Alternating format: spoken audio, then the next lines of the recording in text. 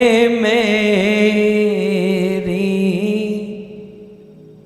स्वामिनी मैं राधे को दास, राधे मेरी स्वामिनी मैं राधे को दास, जन्म जन्म मोहे दीजियो श्री वृंदावन वास, श्री वृंदावन वास।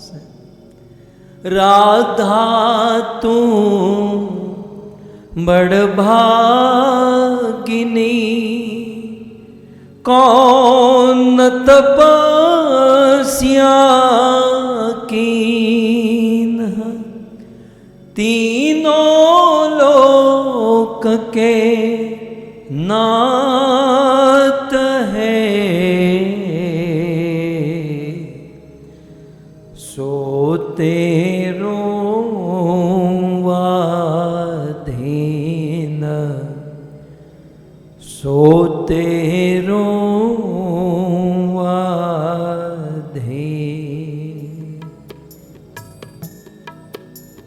जय राधा माधव कुंज बिहारी, जय राधा माधव कुंज बिहारी, जय राधा माधव कुंज बिहारी, जय राधा माधव कुंज बिहारी, जय राधा माधव कुंज बिहारी, राधा माधव कुंज बिहारी।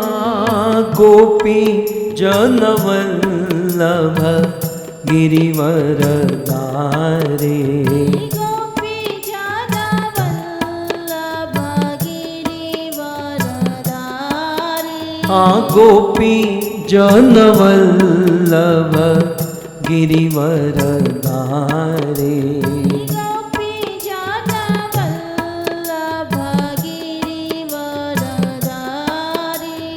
जय राधा माधव कुंज बिहारी, जय राधा माधव कुंज बिहारी।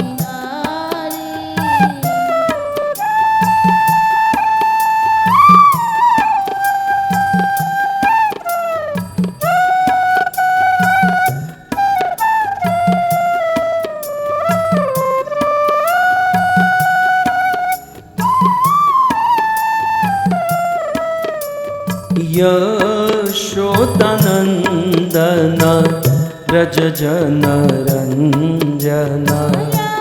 यशोदानंदन व्रज जनरंजन, यशोदानंदन व्रज जनरंजन, यशोदानंदन व्रज जनरंजन, यशोदानंदन व्रज जनरंजन। गाइए व्रज जनरंजन, यशोदानंदन व्रज जनरंजन, यशोदानंदन व्रज जनरंजन, यमुना तीर वनचारी, यमुना तीर वनचारी, यमुना तीर वनचारी,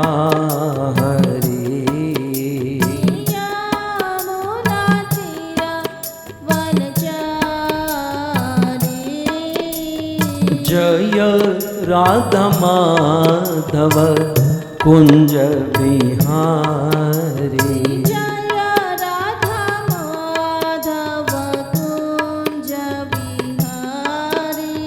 जय राधा माधव कुंज बिहारी। जय राधा माधव कुंज बिहारी। इस महीने में भक्तों के द्वारा पूरे महीने में 30 दिन तक भगवान को पालने में जुलाया जाता है, क्योंकि इसी महीने में भगवान श्री कृष्ण का पावन जन्मदिन मनाया जाता है। तो आइए आज वात्सल्य रस में, वात्सल्य भाव में हम सब मिलकर भगवान को झूले में झुलाए। गोपाल मारो पारणिए झूले रे। गोपाल मारो पारणिए झूले रे।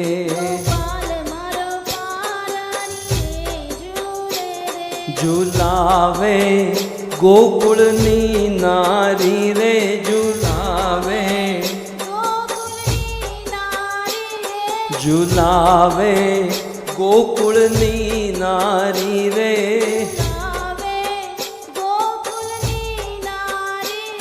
गोपाल मारो पारणिए झूले रे।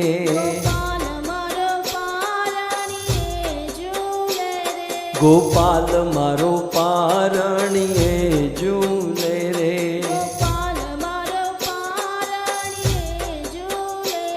गोपाल तने रमकड़ाया पूरे।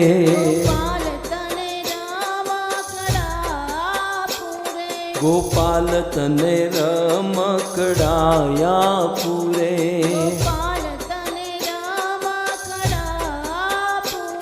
गोपाल तने माखणियों वालू रे। गोपाल तने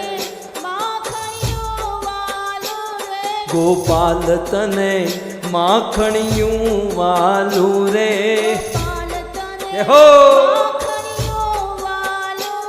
गोपाल मारो पारणिए झूले रे।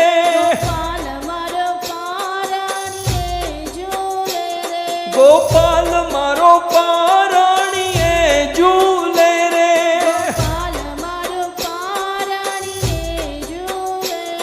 झूलावे गोकुळनी नारी रे।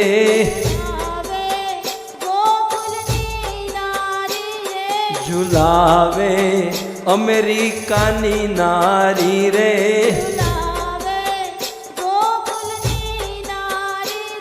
गोपाल मारो पारणिए झूले रे।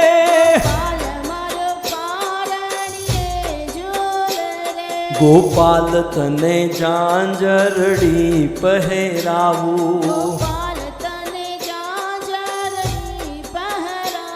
गोपाल तने झांझरड़ी पहरावू।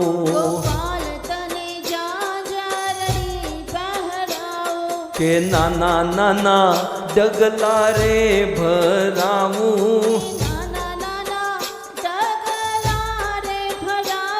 गोपाल तने आंगणिया मान चावू।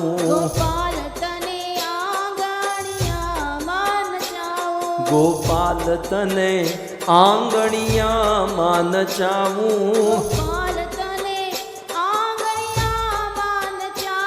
गोपाल मारो पारणिए झूले रे।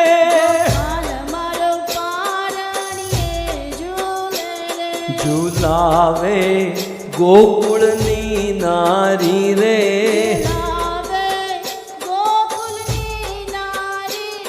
झूलावे गोकुळनी नारी रे।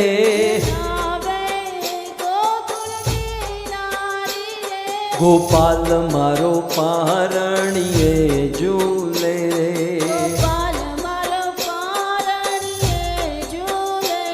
ગોપાલ તને કોમુદને રમાડે, ગોપાલ તને કોમોદને રમાડે, કે હાથમાં ઘૂઘરડો વગાડે, હાથમાં ઘૂઘરડો વગાડે, કે હાથમાં ઘૂઘરડો વગાડે. હાથમાં ઘૂઘરડો વગાડે. ગોપાલ મારો પારણે ઝૂલે રે, ગોપાલ મારો પારણીએ ઝૂલે રે, ગોપાલ મારો પારણીએ ઝૂલે રે. ગોપાલ મારો પારણીએ ઝૂલે રે.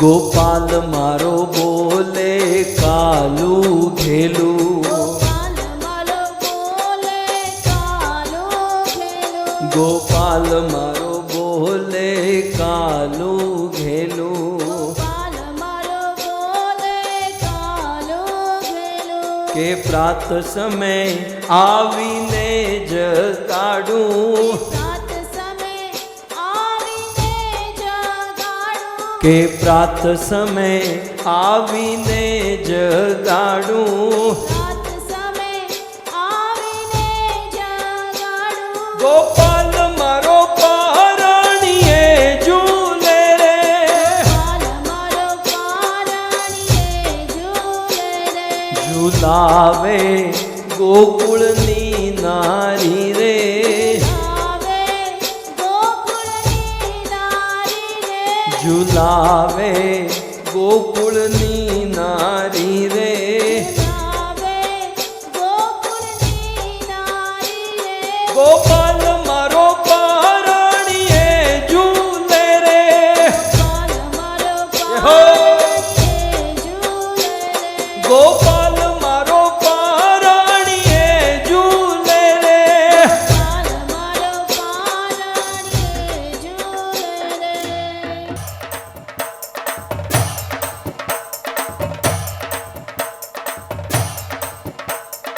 હરે કૃષ્ણ કૃષ્ણ કૃષ્ણ હરે હરે, હરે રામ રામ રામ હરે હરે.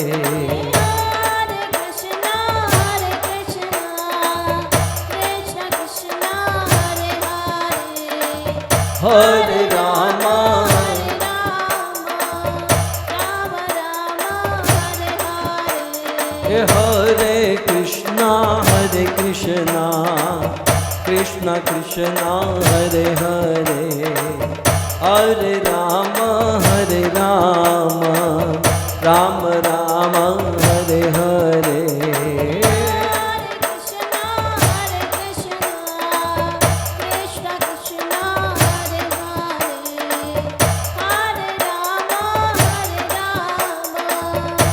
હરે રામ રામ રામ હરે હરે. Hare Krishna, Krishna Krishna, Hare Hare, Hare Rama, Rama Rama, Hare Hare. હરે કૃષ્ણ કૃષ્ણ કૃષ્ણ હરે હરે, હરે રામ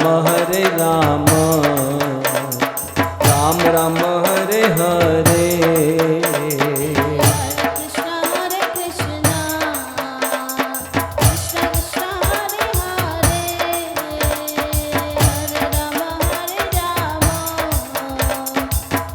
Rama Hare Hare. હરે કૃષ્ણ કૃષ્ણ કૃષ્ણ હરે હરે, હરે રામ રામ રામ હરે હરે. Hare Krishna, Krishna Radhe Krishna, Hare Hare, હરે Ram Rama Rama Hare Hare. હરે કૃષ્ણ કૃષ્ણ કૃષ્ણ હરે હરે, હરે રામ રામ રામ હરે હરે. Hare Krishna, હાલો હાલો Krishna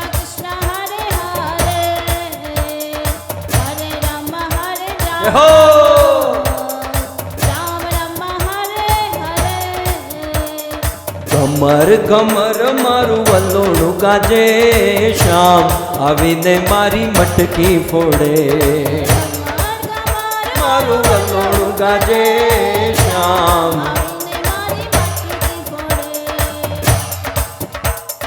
મથુરાની જેલમાં કાન જન્મ્યા વાસુદેવ ટોપલામાં મેલીને હાલ્યા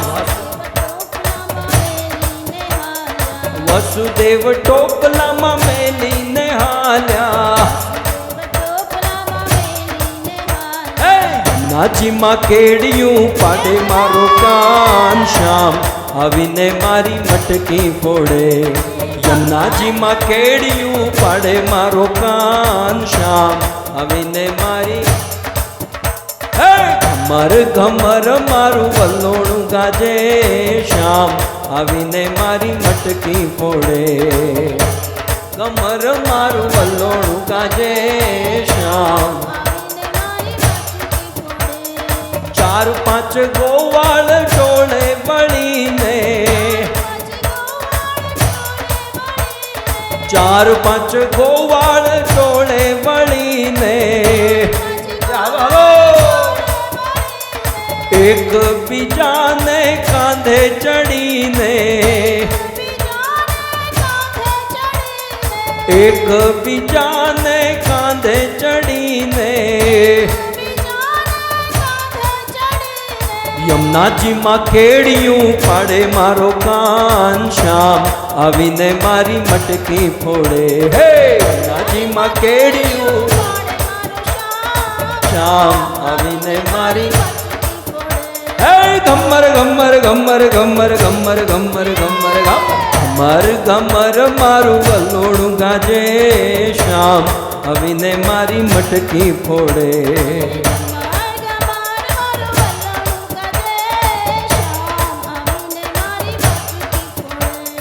ચાર પાંચ ગોપિયું ટોળે વળીને ચાર પાંચ ગોપિયું ટોળે વળીને એક એક કાનજીને એક એક ગોપી એક એક કાનજીને એક એક ગોપી વૃંદાવનમાં રાસ રમાડે મારો કાન શ્યામ આવીને મારી મટકી ફોડે હે મારો કાન શ્યામ વૃંદાવનમાં રાસ રમાડે મારો કાન શ્યામ આવીને મારી મટકી ફોડે હે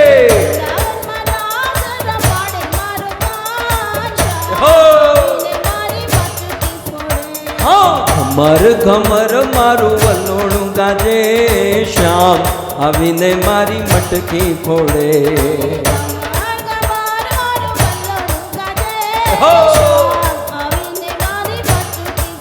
ઓહો શ્યામ આવીને મારી મટકી ફોડે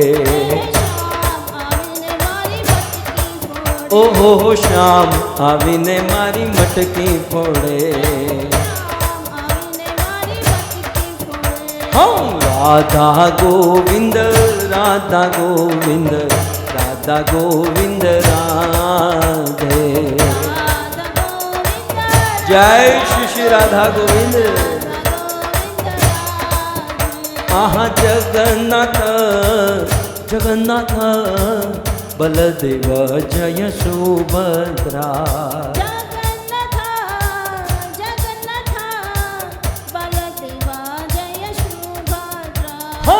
ગૌરનિતાય જય ગૌરનિતાય ગૌરનિતાય જય ગૌરનિતાય જય શ્રી ગૌરનિતાય આહા પ્રભુપાદ પ્રભુપાદ પ્રભુપાદ શીલ પ્રભુપાદ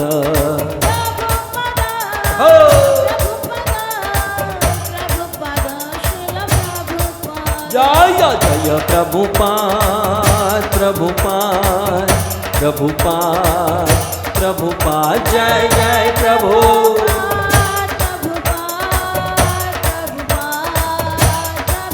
निताय गौर हरि बोल हरि बोल हरि बोल हरि बोल निताय गौर हरि बोल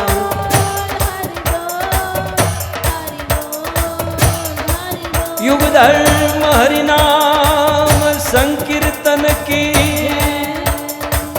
श्री राधा गोविंद भगवान की श्री जगन्नाथ भगवान की जगत गुरु श्री प्रभुपाद की निताय गौर प्रेमानंदे जय जय श्री राधे जय जय श्री राधे जय जय श्री राधे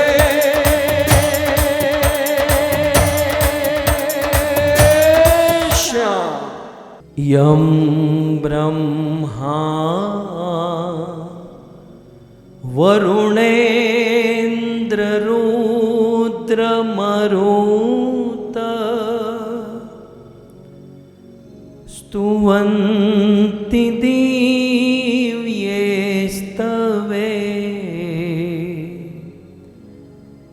वेदे साङ्गपद क्रमोपनिषदे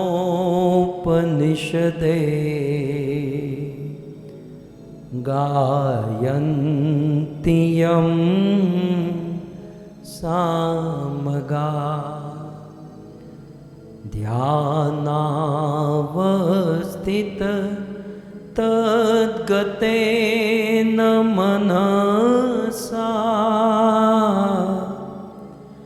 पश्यन्ति यं योगिनो यस्यान्तं न विदुसुरा सुरगणा देवाय तस्मै नमः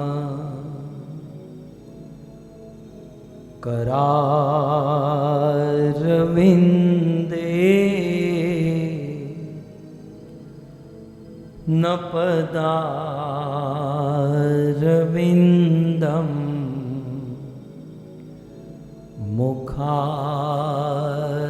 मुखारविन्दे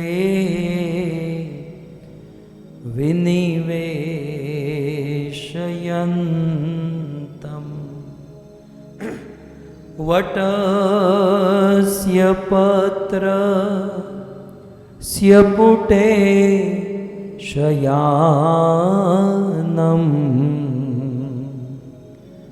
बालं मुकुन्दं मनसा स्मरामि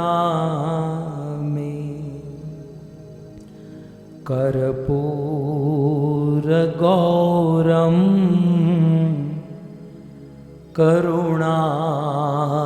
करुणावतारं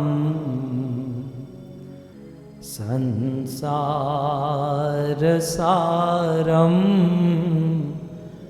भुजगेन्द्रहारं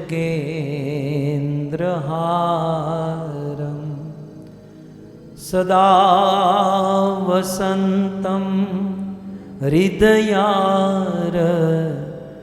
हृदयारविन्दे भवं भवानी सहितं नमामि ॐ नमो भगवते वासुदेवाय ॐ नमो भगवते वासुदेवाय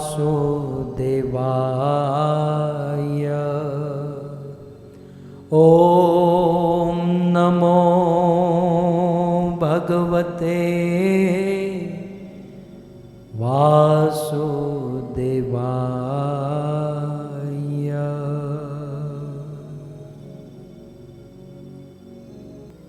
जय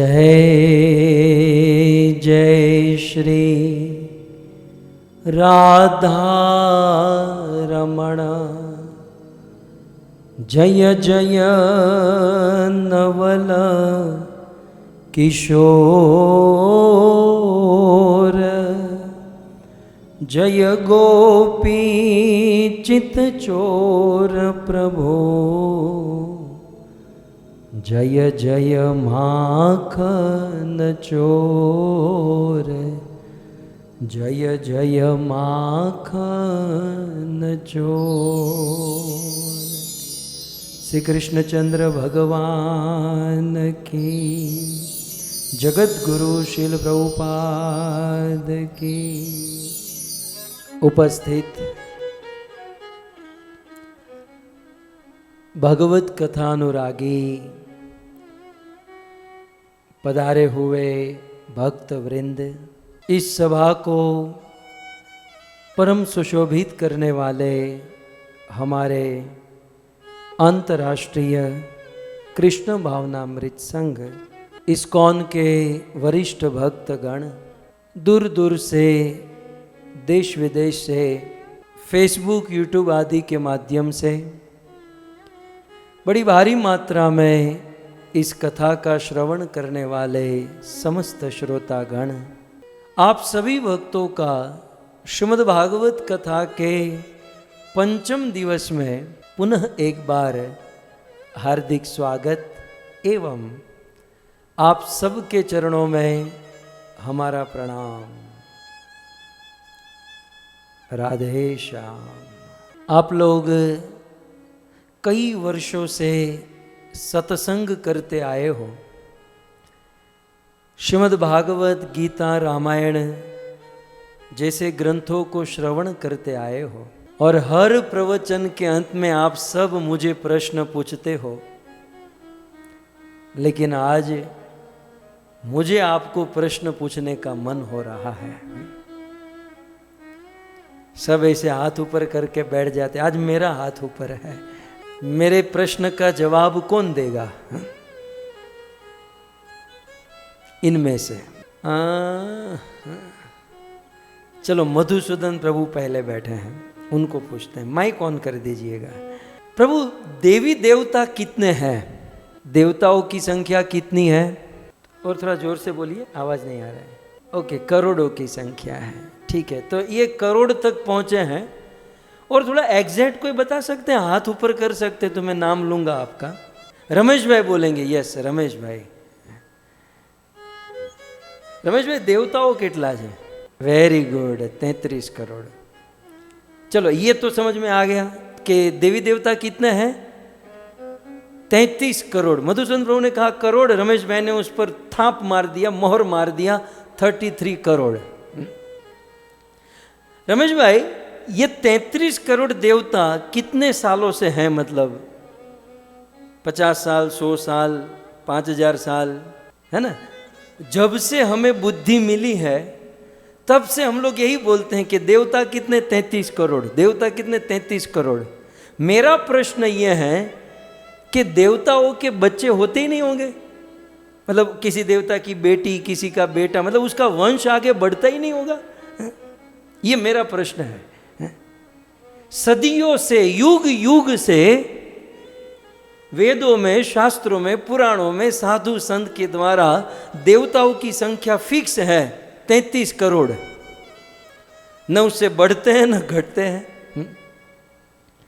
संख्या बढ़नी चाहिए ना, जैसे हमारे देश की पॉपुलेशन कितनी बढ़ रही है। एक एक दंपति के 2-2, 3-3 बच्चे होते हैं, और देवताओं को तो और कोई काम धंधा है ही नहीं ना, तो बहुत सारे बच्चे कर सकते हैं, वहां तो कुछ कमाने का भी प्रॉब्लम नहीं है। कभी आपने मन में सोचा कि ये देवताओं की संख्या, देवताओं का पॉपुलेशन बढ़ता क्यों नहीं है? सदियों से, युग युगों से देवताओं का पॉपुलेशन केवल 33 करोड़ पर ही अटका है। ऐसे कुछ जिज्ञासा हो रही है? कोई प्रश्न? अच्छा, थोड़ा सा हम विचार करें कि देवताओं का पॉपुलेशन तो बढ़ना चाहिए, क्योंकि देवता अमर है। मतलब वहां मृत्यु का रेट जो है वो बहुत कम है ना, वहां मृत्यु का रेशियो कम है। और दूसरी ओर यदि देवता पत्नी है, पति है, टाइम भी है, सब अनुकूल है और बच्चे पैदा करेंगे, बहुत सारी संख्या हो जाएगी। लेकिन सदियों से एक ही संख्या में बैठे हैं देवता 33 करोड़ है? कभी आपके मन में ऐसा प्रश्न आया कभी है? और जब ये प्रश्न आया तो इसका उत्तर क्या है कि देवताओं की संख्या बढ़ती क्यों नहीं है, वहां का पॉपुलेशन बढ़ता क्यों नहीं है, बस केवल 33 करोड़ पर ही क्यों अटका है। यदि हम आज की कथा को ध्यान से सुनेंगे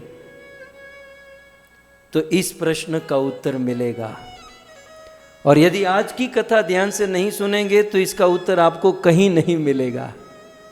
यह ना कथा की नई स्टाइल है, बिल्कुल बस ऐसे प्रश्न पॉइंट रखकर बांध कर रख दो, फिर बंदा कहीं जाएगा नहीं, क्योंकि इस प्रश्न के उत्तर के लिए आपको कथा सुननी होगी। क्योंकि बिना इस कथा के आगे जो कथा आने वाली है, बिल्कुल श्लोक के साथ, प्रमाण के साथ, पुराणों के प्रमाण के साथ मैं स्पष्ट आपको बताऊंगा कि यह बात सत्य है कि देवताओं की संख्या सदियों से, युग युगों से केवल एक ही है, वो बढ़ती क्यों नहीं है। आइए ऐसे ही प्रश्नों का उत्तर, ऐसे ही हमारी जिज्ञाओं का समाधान श्रीमद् भागवत कथा के माध्यम से हो सकता है। इस दुनिया में ऐसा कोई प्रश्न नहीं है, मुझे नहीं लगता है कि जिसका जवाब भागवत और भगवत गीता के पास नहीं होगा। चाहे कितनी भी बड़ी प्रॉब्लम हो, चाहे कितना भी बड़ा प्रश्न हो, सारे प्रश्नों का जवाब श्रीमद् भागवत से प्राप्त होता है।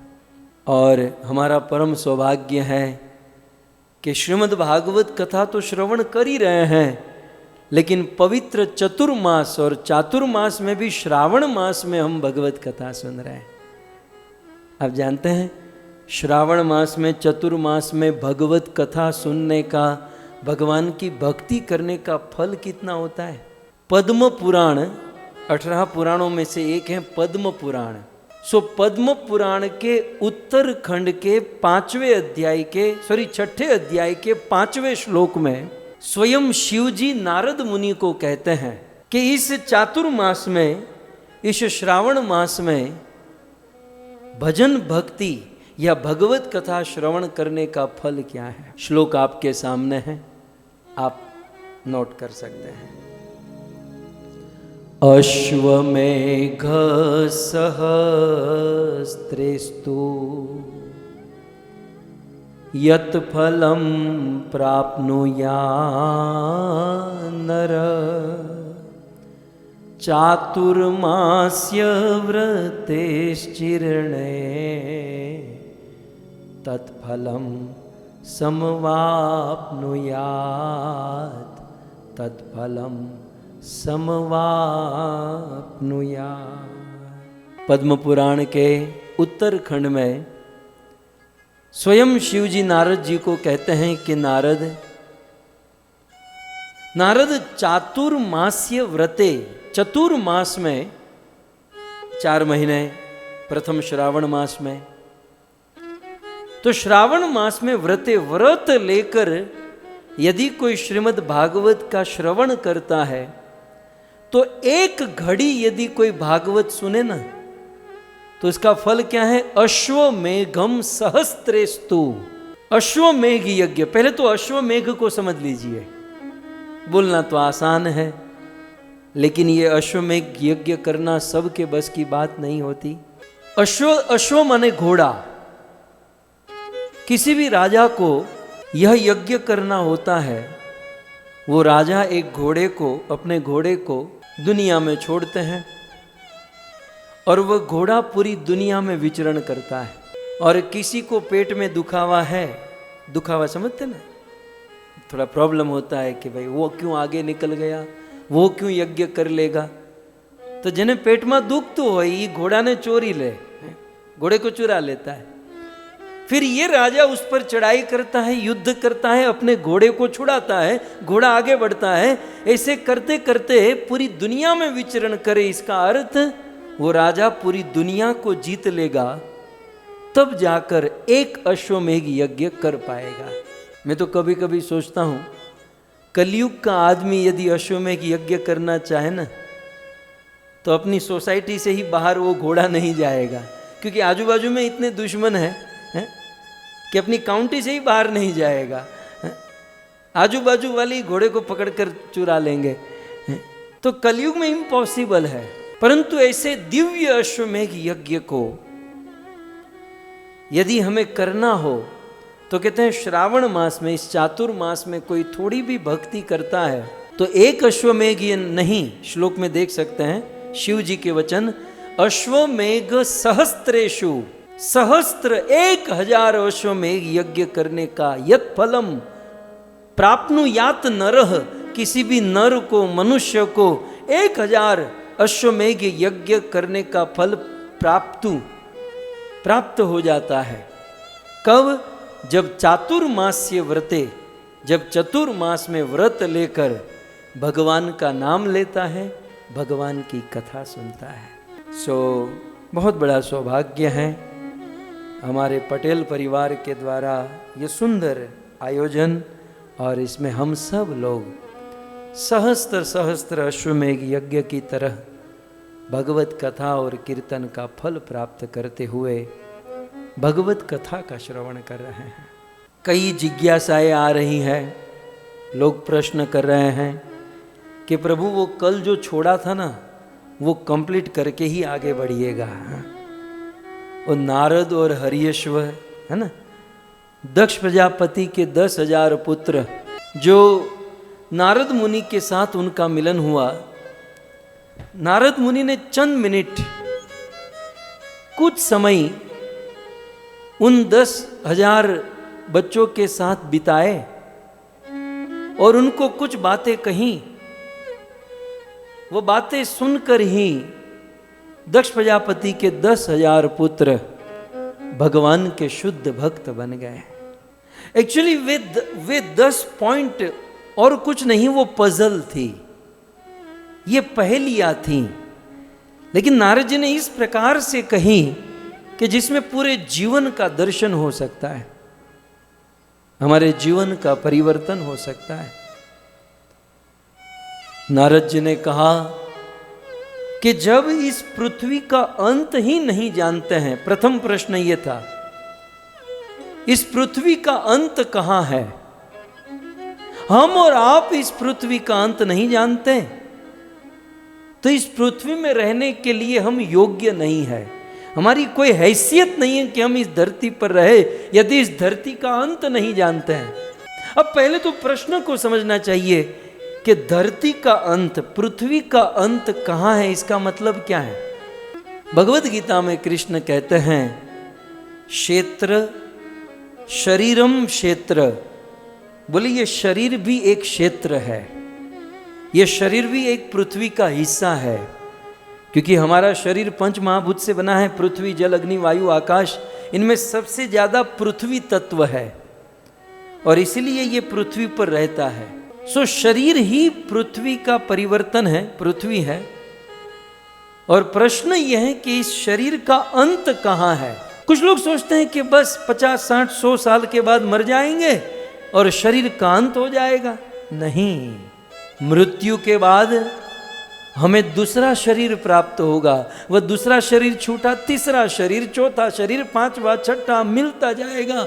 पुनरपि जन्मम पुनरपि मरणम पुनरपि जननी जठरे शयनम, बार बार जन्म लेंगे, बार बार मरेंगे, तो फिर इसका अंत कहाँ है? अंत कहाँ है? जब इसका अंत ही नहीं जानते तो यहां हम कैसे रह सकते हैं? सबसे पहले ये जिज्ञासा करनी चाहिए। ये शरीर का अंत कहाँ है? कब तक ये शरीर प्राप्त होते रहेंगे? कब तक मरने के बाद दूसरा शरीर? जैसे भगवत गीता में कृष्ण कहते हैं कि वांसांसी जीर्णानि यथा विहाय नवानि गृह्णान्ति नरोपराणि, कपड़े पुराने हो जाने पर हम उसे त्याग देते हैं और फिर नया वस्त्र धारण करते हैं, ठीक उसी प्रकार शरीर जीर्ण हो जाने पर हम उसे त्याग देते हैं और फिर एक नया शरीर धारण करते हैं। और आवश्यक नहीं है कि मनुष्य का शरीर छूटा तो हम मनुष्य ही बनेंगे। अब जैसा जीवन जिया है, बंदर जैसा जीवन जिया तो मरने के बाद बंदर बनेंगे। भगवान सोचेंगे कि मनुष्य बन के क्या लाभ, बंदर ही बनो। हाँ? कुत्ते जैसा जीवन जिया तो मरने के बाद कुत्ता बनेंगे। बस खा पी कर मौज मारी तो मरने के बाद सूअर बनेंगे। बस जीवन में केवल परिश्रम ही किया तो भगवान कहेंगे आदमी क्यों बनता है, गधा बन जा, बैल बन जा, परिश्रम करो। तुम मरने के बाद कोई दूसरा शरीर, कोई तीसरा शरीर, लेकिन ये शरीर का अंत कहां है? नारद जी का ये पहला प्रश्न था कि आखिर इस देह का अंत। और साथ ही साथ एक पॉइंट कह दूं, हमारे जीवन में हम प्रॉब्लम को चाहे कोई भी नाम और रंग दे दे कि भाई मुझे तो ये प्रॉब्लम है, मुझे तो ये प्रॉब्लम है, सबकी अलग अलग होती है ना, नाम अलग, रंग अलग, टाइप अलग, बाहर से रैपर अलग होता है, लेकिन इस दुनिया में प्रत्येक जीव की एक ही प्रॉब्लम है, सेम एक ही प्रॉब्लम है। वो प्रॉब्लम नहीं तो कोई प्रॉब्लम नहीं है। इस दुनिया में सभी प्रॉब्लम की जड़ एक ही है और वो है ये शरीर, ये देह। जब तक पंच महाभूत का ये शरीर, पंच महाभूत का ये देह है, तब तक प्रॉब्लम रहेगी। प्रॉब्लम से मुक्त नहीं हो सकते। तो कुछ लोग सोचते हैं इस देह को मार देंगे, सुसाइड कर लेंगे, आत्महत्या करेंगे तो दूसरा देह मिलेगा, प्रॉब्लम और बढ़ेगी, तीसरा देह मिलेगा और बढ़ेगी। देह का अंत कहां है? तो प्रथम प्रश्न ये था, भू क्षेत्र जीव अन्नम यत अनादि निज बंधनम तस्य करवाणम किम असत कर्म भीर भवेत। शरीर का अंत नहीं जानते तो इस दुनिया में और सब कर्म करके क्या लाभ, पहले ये जानो, शादी बाद में करो। नारद जी का कहना ये है। सभी प्रॉब्लम की जड़ ये शरीर है। मरने के बाद दूसरा शरीर, तीसरा शरीर, शरीर मिलते रहता है। तो आखिर कब तक ये शरीर मिलेगा? फिर मैं वो दृष्टांत देता हूँ ना, आप सब तो जानते हैं, मैं पंकज भाई के लिए दृष्टांत दे रहा हूँ। पंकज भाई एक राजा હતા અને રાજા બીમાર થયા, પછી તો બહુ એનો ઇલાજ કરે, વેદો આવે, લોકો આવે, એનો ઇલાજ થાય, પણ રાજાની બીમારી દૂર ન થઈ। ઘણા સમય પછી એક બહુ મોટા વૈદ આવે છે અને રાજાનો હાથ જોઈને કે મારી પાસે આનો ઇલાજ છે। શું? એ કે કોઈ સુખી માણસનો કુર્તો જો આ રાજાને તમે પહેરાવી દો, સુખી માણસનો કુર્તો પહેરાવી દો તો આ રાજાનો રોગ દૂર થાય। રાજાનો મંત્રી પ્રસન્ન થયો, વાહ, અમે તો ઘણા દિવસથી આ બધું વિચારતા હતા કેમ અમારા રાજા ઠીક થાય। મંત્રી આખી સેનાને મોકલી કે જાઓ સુખી માણસનો કુર્તો લઈ આવો। અને આખી સેના જાય છે। જે રસ્તામાં મળે ને પૂછે કે ભાઈ તમે સુખી છો, હાઉ આર યુ? તો સાંભળો કે હા, આઈ am fine, I M good. પછી કે સાચે તમે સુખી છો? પછી રોવાનું ચાલુ કરે, નહીં મારે ये प्रॉब्लम है, ये प्रॉब्लम। આખો દિવસ વીતી ગયો પણ રાજાની સેનાને કોઈ સુખી માણસ ન મળ્યો। ત્યારે મંત્રી આશ્ચર્ય થયો કે સુખી માણસ કોઈ નહીં, ચલો હું ગોતવા જાઉં। રાજાનો મંત્રી ગોતવા જાય છે, સુખી માણસ ક્યાં મળે, ક્યાં મળે। અને એક નદીના કિનારે પહોંચ્યો અને એ નદીની વચ્ચોવચ્ચ એક નૌકા અને નૌકામાં એક માણસ हाथ में गमछो लईने, આપણે गुजराती नो हेलो गातो तो। हेला जानते हैं आप? उसके लिए सौराष्ट्र में आना पड़ेगा। तो भजन कीर्तन तो मग्न तो मानस। अने मंत्री दूर थी के भाई तमे सुखी छो? के हाँ सुखी, मौज, पूरे पूरी मौज। के भाई हूँ तने ज गोतू छो, अहींया आव, मारे तारू काम छे, नजीक आवे। तमे साचे सुखी छो? भाई हाँ साचे सुखी छो। मंत्री के अमारा राजा ने रोग थयो छे, एक काम करो, तमारो कुर्तो आपी दो कि जेथी एनो रोग दूर थाय। त्यारे माणस एटलुं ज बोल्यो कि मारी पासे कुर्तो नथी एटले तो हूँ सुखी छूं। आ दुनियामां जेटला कुर्तावाळा छे ए बधा ज दुखी छे। कहेवानो अर्थ ई कुर्तो शुं छे? कुर्तो आपणुं शरीर छे। મારીને તમારી પાસે જ્યાં સુધી આ શરીર, આ દેહરૂપી કુર્તો હશે, ત્યાં સુધી આપણા જીવનમાં સુખ નહીં આવે. तो फिर इस शरीर का अंत कहाँ है? इस शरीर का अंत जब तक हम वैकुंठ नहीं पहुंचेंगे, जब तक हम भगवान के धाम में, जिसे आध्यात्मिक जगत कहते हैं, कुछ लोग उसे अक्षरधाम कहते हैं, कुछ लोग उसे वैकुंठ कहते हैं, तो कुछ साकेत कहते हैं, कुछ द्वारिका कहते हैं, तो हम लोग गौलोक वृंदावन कहते हैं. लेकिन कुल मिलाकर स्पिरिचुअल वर्ल्ड में जब तक यह व्यक्ति, हम लोग वापस नहीं जाएंगे, तब तक ये शरीर का अंत नहीं होगा. इस शरीर का अंत कहाँ? इस शरीर का अंत भगवान के गोद में, भगवान के धाम में. इसका अर्थ ये हुआ कि हम लोग अभी यात्रा में हैं और हम सबका डेस्टिनेशन भगवान का धाम है.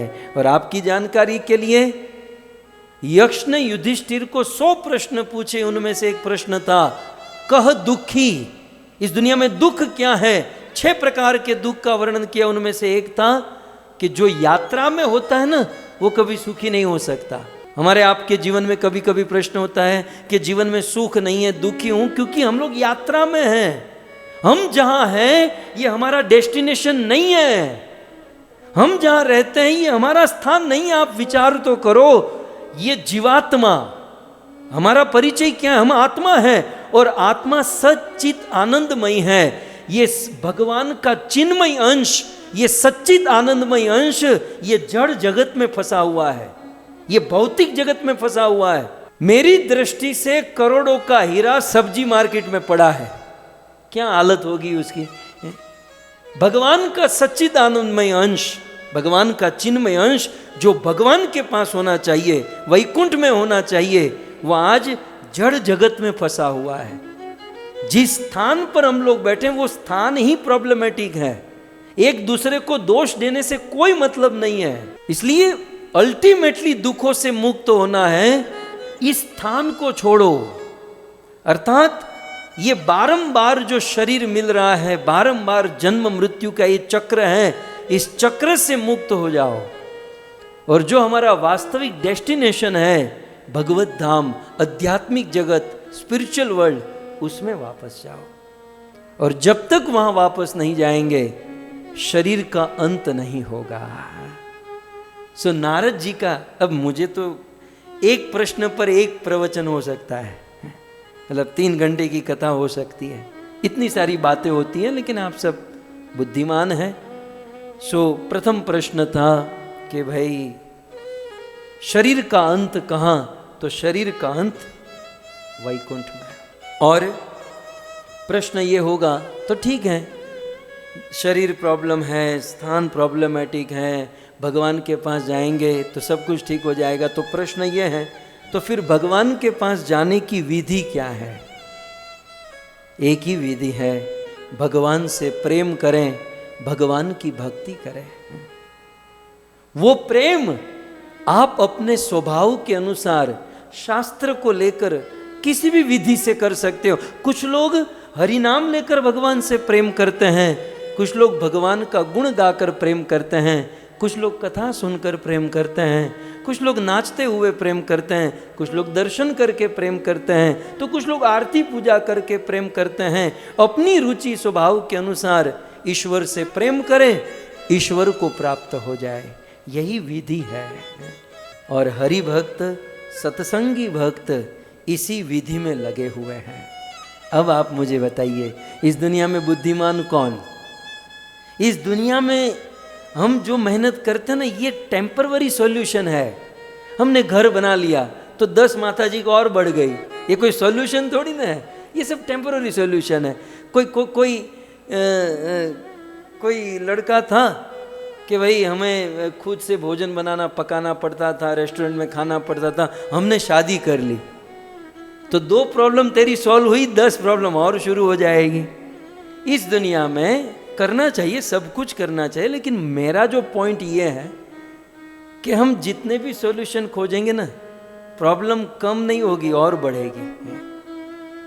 सभी प्रॉब्लम की सॉल्यूशन यही है, भक्ति करें, और भक्ति करके हो सके उतना जल्दी ये जन्म मृत्यु के चक्र से मुक्त होकर हमारे डेस्टिनेशन भगवान के धाम को प्राप्त करें। प्रथम प्रश्न। नारद जी ने दूसरा प्रश्न पूछा, तथैक राष्ट्रम पुरुषम। जानते हो, शादी करोगे, हाली ज निकळ्या છો તમે, એમ ગુજરાતીમાં બોલ્યા, હાલી જ નિકળ્યા છો લગ્ન કરવા। तथैक राष्ट्रम पुरुषम, एक ऐसा राष्ट्र है जिसमें एक ही पुरुष रहता है। जानते हो उस पुरुष के बारे में? ये तो सिर खुजाने लगे, कौन सा पुरुष, क्या बोल रहे हैं ये? तब नारद मुनि कहते हैं कि वो राष्ट्र और कुछ नहीं, ये करोड़ों करोड़ों ब्रह्मांड, ये जगत, इदम जगतम, उपनिषद ईशावास्यम जो हम कहते हैं, हम आंखों से दृष्ट अदृष्ट जो जगत है वो राष्ट्र है। और इस राष्ट्र में, माने इस दुनिया में, इस ब्रह्मांड में केवल एक ही पुरुष है, और वो है भगवान कृष्ण, भगवान विष्णु, भगवान नारायण।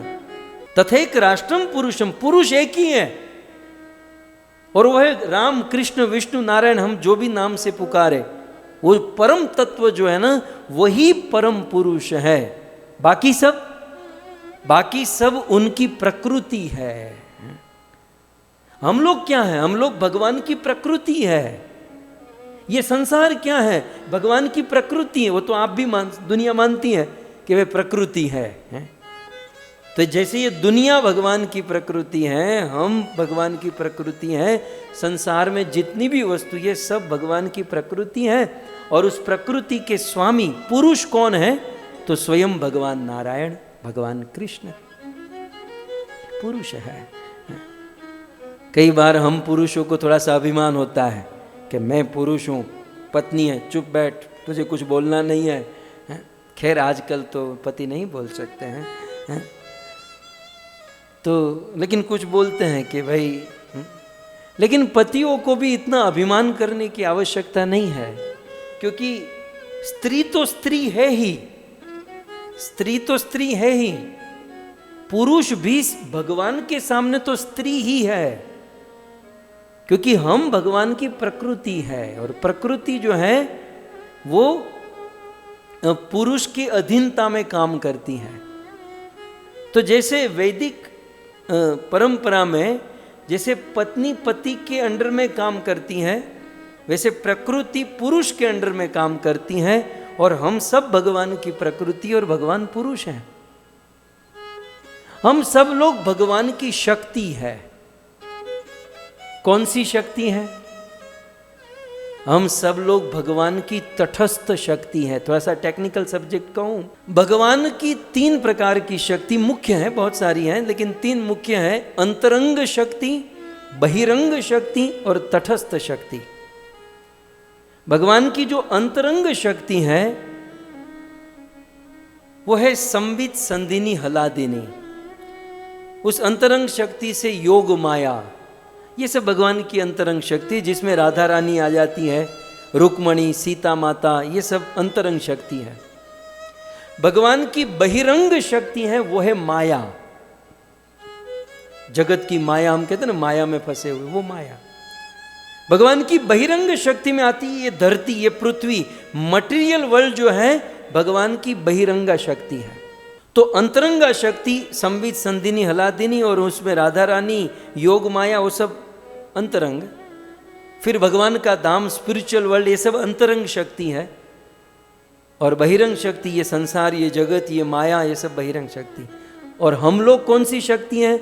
हम न तो भगवान की अंतरंग शक्ति है, न बहिरंग शक्ति है, हम लोग तटस्थ शक्ति है। ये जीव मात्र जो है ना, जीवात्मा, जितने भी जीव है वो सब भगवान की तटस्थ शक्ति है। मानो समुद्र के तट पर हो, न जमीन में न पानी में, बिल्कुल बीच में खड़े हैं। अब निर्णय हमारे हाथों में है।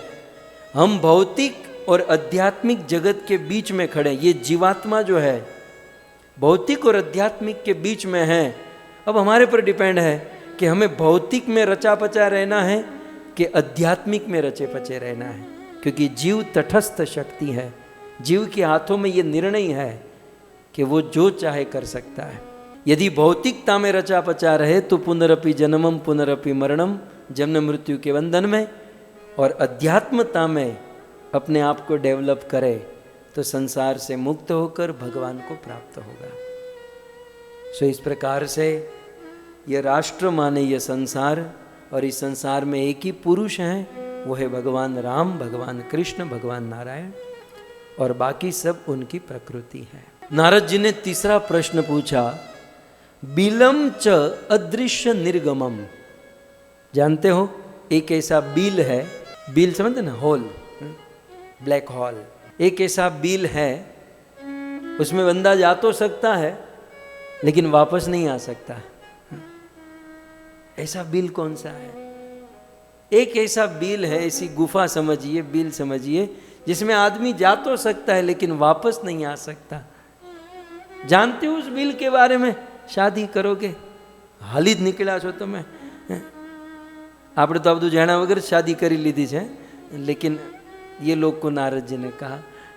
तो इसका उत्तर, वो कौन सा बिल है जहां पर आदमी जाता है तो वापस नहीं आता? देखो, आदमी नरक में जाता है, वो अपना दंड, अपनी सजा भोगत कर वापस इस पृथ्वी में आ जाता है, ठीक है।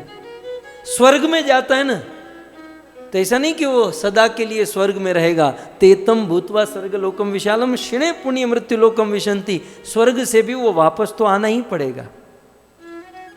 जन लोक, मर लोक, तप लोक, ब्रह्म लोक तक चला जाए, ब्रह्मा जी के पास भी हम और आप चले जाएंगे तो वहां से भी वापस तो आना ही पड़ेगा। जैसे बैंक का बैलेंस समाप्त होते ही आपका अकाउंट क्लोज हो जाएगा, वैसे ही हमारे पुण्य का अकाउंट समाप्त होते ही हम उस स्थान से नीचे आ जाएंगे। भगवद गीता में कृष्ण ने कहा, आ ब्रह्म भुवना लोकान पुनरावर्तिनो अर्जुन। हे अर्जुन, ब्रह्म लोक तक कोई व्यक्ति चला जाए तो वहां से वापस लौटना पड़ेगा, निश्चित। लेकिन एक स्थान ऐसा है जहां कोई गया तो फिर वापस नहीं आएगा। तो वो स्थान कौन सा है? वो स्थान एक ही है, और वो है वैकुंठ, वो है स्पिरिचुअल वर्ल्ड, वो है आध्यात्मिक जगत, वो है भगवान का धाम। कि एक बार आदमी गया तो गया, फिर इस कीचड़ में वापस नहीं। कुछ लोग कहेंगे, अच्छा हम वापस नहीं आएंगे? अरे वापस आने का मन ही नहीं करेगा, क्योंकि हम है ना, जानते नहीं है स्पिरिचुअल वर्ल्ड कैसा है, आध्यात्मिक जगत कैसा है। हम तो बस इस संसार को ही बहुत ग्रेट मान चुके हैं, इसलिए हमें तो वो अनुभव भी नहीं है ना। वो मालिन और मल्लही का दृष्टांत रामकृष्ण परमहंस देते थे कि दो सखी थी, एक मालिन थी जो फूल का धंधा करती थी, और एक मल्लही थी जो मछली बेचने का काम करती थी। और मछली तो जानते ना, मछली में से बहुत गंध आती है, पता नहीं लोग कैसे खा लेते हैं। हम तो मुंबई के रहने वाले, तो हम तो जानते हैं, मुंबई की ट्रेनों में ये सब अनुभव बहुत होता है। और उसमें भी लगेज डिब्बे के बाजू में आपका डिब्बा आ गया और वहाँ आप चढ़ गए, तब तो आपको 1 घंटे तक कितनी भी पुरानी सर्दी होगी वो दूर हो जाएगी, इतनी गंध आती है।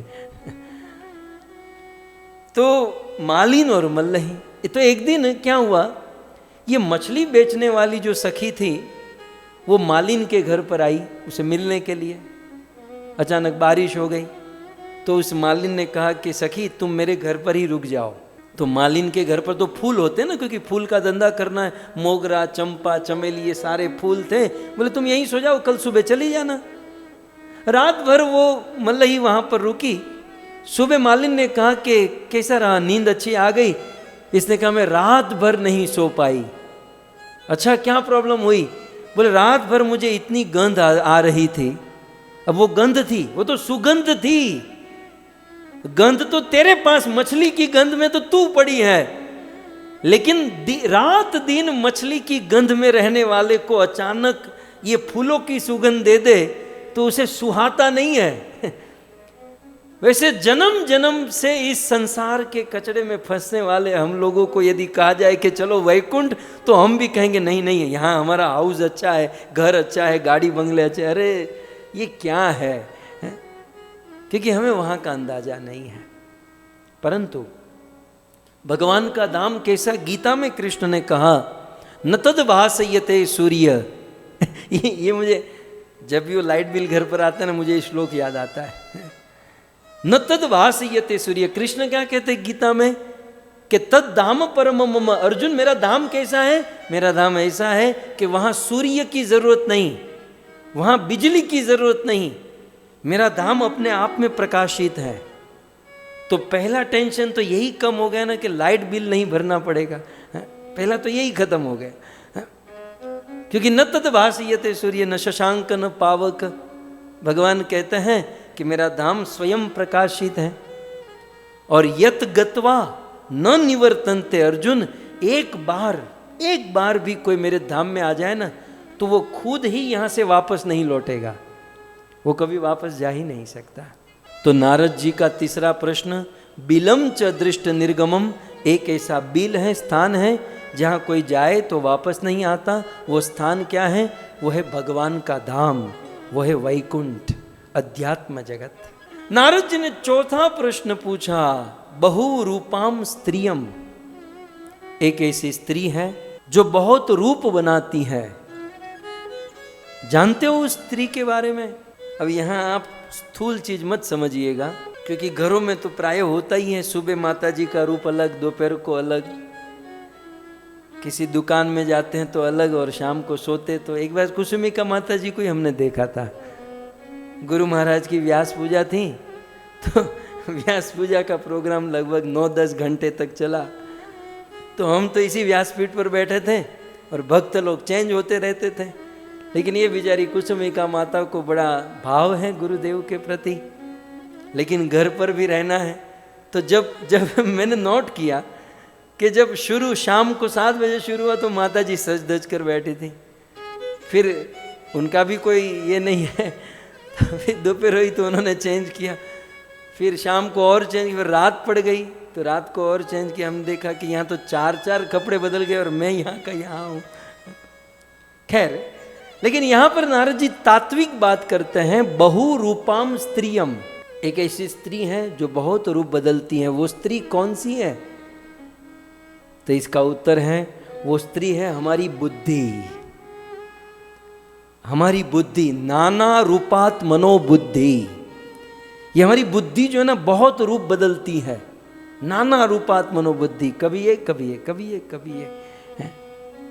जब तक हमारी बुद्धि अनेकों प्रकार के रूप बदलती रहेगी, तब तक जीवन में सुख और शांति नहीं मिलेगी।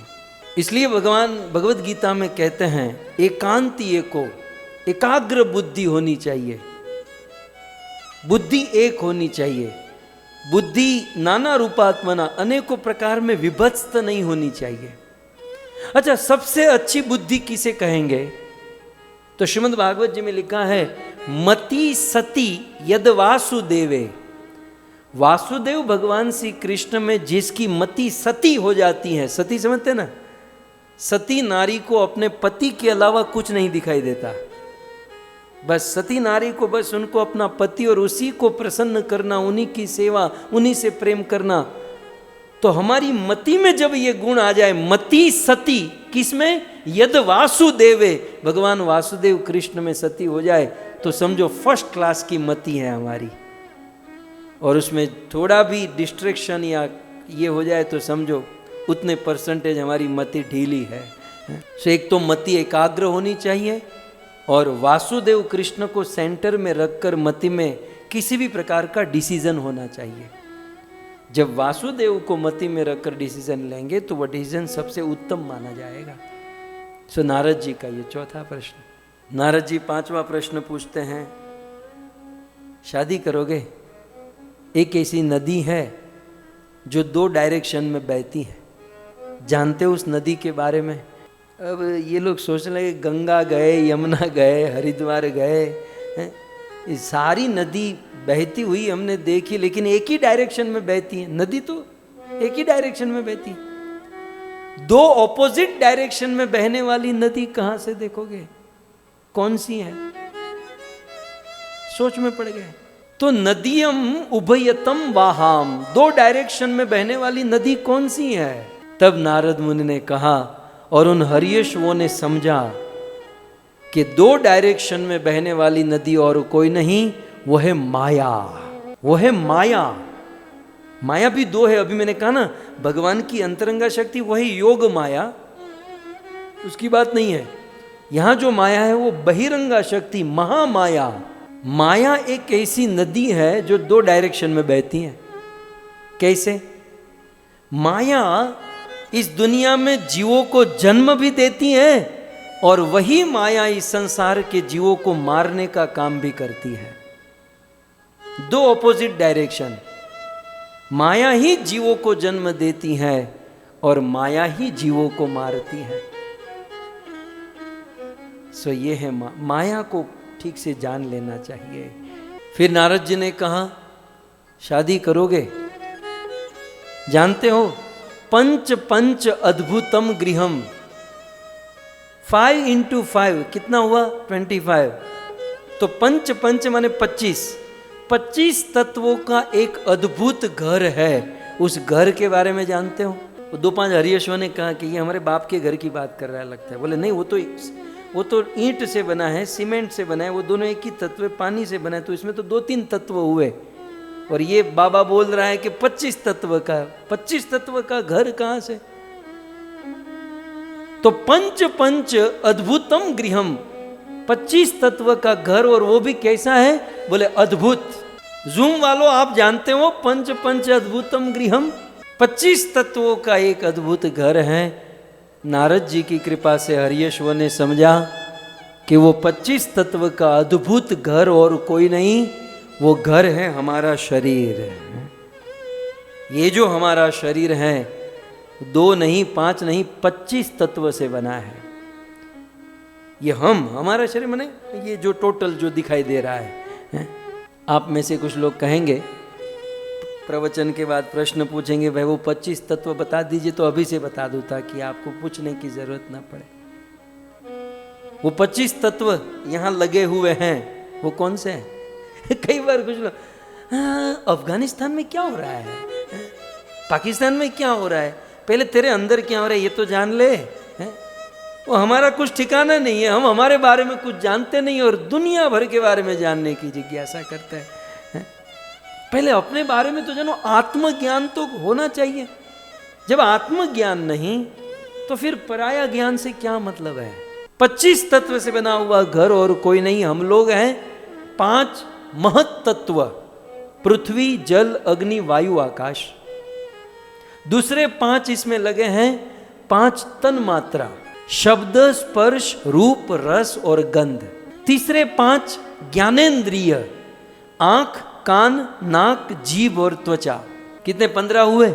चौथे 5 कर्मेंद्रिय, हाथ, पांव, वाणी और 2 जनेंद्रिय,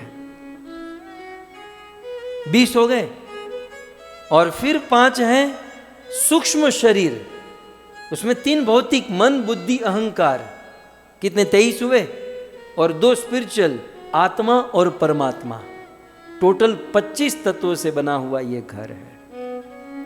और सांख्य शास्त्र ने एक तत्व और एक्स्ट्रा जोड़ दिया आपकी जानकारी के लिए, और वो है चित्त, जिसको 26वां तत्व कहा गया। हम तो 26 में 25 से क्या मतलब है? लेकिन नोट कर लीजिए कि इस प्रकार से होता है। तो इस प्रकार से 25 तत्वों से बना हुआ घर, जानते हो इसके बारे में? विवाह करोगे, बच्चे करोगे। फिर आगे नारद जी ने 7वां प्रश्न पूछा, क्वचित हंस विचित्र कथम। हरियशो, एक ऐसा हंस है जिसकी बड़ी विचित्र गाथा है, जिसकी बड़ी विचित्र कथा है। जानते हो उस हंस के बारे में? कौन सा हंस की बात कर रहे हैं? हम तो फलाने जू में गए, फलाने जू में गए, प्राणी संग्रहालय में गए, हंस तो बहुत देखे, लेकिन विचित्र कथम, विचित्र कथाओं वाला हंस, ये कौन सा हंस? तब नारद मुनि की कृपा से हरियश्वर ने समझा कि ये विचित्र हंस और कोई नहीं, ये विचित्र हंस है शास्त्र। ये वेद और शास्त्र जो है ना, ये बड़े विचित्र है, बड़े विचित्र। अपनी साधारण बुद्धि से समझने जाओगे ना, ये पल्ले नहीं पड़ने वाला। शास्त्र बड़े विचित्र है, इसके अनेकों सिद्धांत हैं। इसलिए मैं अक्सर कहता हूं, मैं इसके ऊपर बहुत आग्रह रखता हूं कि शास्त्र को पढ़िए, अवश्य पढ़िए, लेकिन शास्त्र को किसी गुरु के माध्यम से अपने जीवन में उतारने का प्रयास करें। ये सीधा सीधा जीवन में उतारने जाएंगे तो गड़बड़ हो जाएगी। जैसे फार्मेसी होती ना, मेडिकल, उसमें बहुत सारी दवाई होती है। कोई भी दवाई हमारी बुद्धि से ले लेंगे तो गड़बड़ हो जाएगी। डॉक्टर के पास जाना चाहिए, डॉक्टर चेक करके कौन सी दवा कब कहाँ कैसे लेनी है, उसी फार्मेसी से ही दवाई लेनी होगी, लेकिन डॉक्टर के मार्गदर्शन में लेंगे तो तुरंत ठीक हो जाएंगे। ये हम सबका अनुभव है।